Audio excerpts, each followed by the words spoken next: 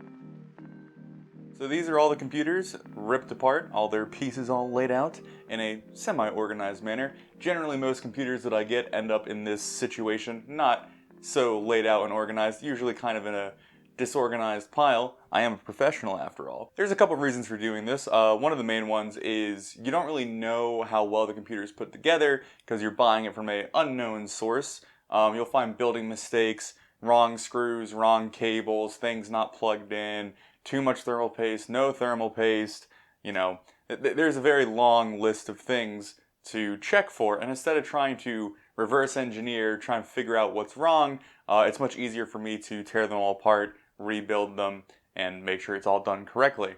Another reason is generally I don't take someone's computer, clean it, and then sell it. I don't like doing those rather static flips. Generally, I'll buy people's computers and they might have like a graphics card in there that's a little bit too powerful for the CPU, vice versa, or they might not have enough RAM, or they might be missing components, it might not have an SSD, it might not have enough fans, it might be whatever.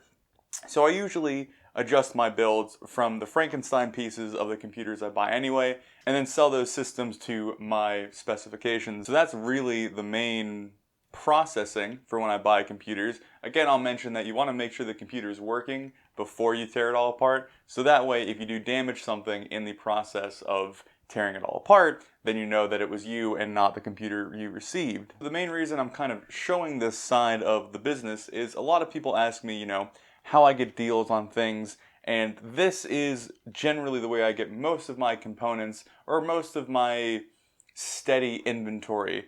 Buying whole computers, they could be missing a few things here and there, but for the most part there's a whole computer there. You can talk the price down pretty low considering the parts in it, and then apply that cost to the parts. For example, this isn't actually one of the examples off today, it's a hypothetical example, right? If you spend $100 on a computer, right? And let's say it has the case, the graphics card, the CPU, the RAM, the power supply, the hard drive, all the things that are in a computer. You'll never really spend $100 on a computer unless you're buying some crappy Dell Optiplex. You can then break that $100 down into what you paid for each part, like $50 for the graphics card, $20 for the CPU, $20 for the motherboard, And you would be very hard pressed to go on eBay or go to your local market like Facebook or Craigslist and find that part for $10, for $20. But you can do it by buying a computer and then kind of sectioning off what the price of that computer was for each part that you got out of it. So that's really the takeaway from this video, is how to have a steady stream of components to work with. That's a lot of the questions I get, is how do you get this and how do you get that? And besides being lucky and being rather aggressive about checking my marketplaces constantly, this is the other way of doing it. I don't know if you're all too interested in my process for like how I test things, how I build them, how I decide things go together. If that's a video that you'd like to see, you can certainly mention it down below. I was considering making this a, here's the computers, part 1, tear it down, show you what I got, and then part 2 could be, putting it together and how I put them together. The issue is these parts might be around for a bit longer than I'd like to make a video. If I'm going to make a 2-part video, I don't want the second part to be a month or 2 later, which some of these parts may be kicking around for that long. But if you're interested in how I decide what goes where and my mindset and mentality into building computers, then I can certainly make a little video about that. This one was mainly showing it's not too difficult to go out and buy a bunch of computers, tear the parts out, and have some inventory to work with. Again, this requires a bit more capital than buying parts one-off, but that's the position I'm in, and that's how I'm running the business, so I thought you'd be interested in seeing it. But that should hopefully be a rather short video. It's just another little insight into how I'm running the business. Again, if you have more questions or you want to see something in a more detailed manner, feel free to drop a comment or shoot me an email or any sort of communication that works for you. But that's really all I have to say. Hopefully you guys can get some good deals and go out there and experiment with things on your own.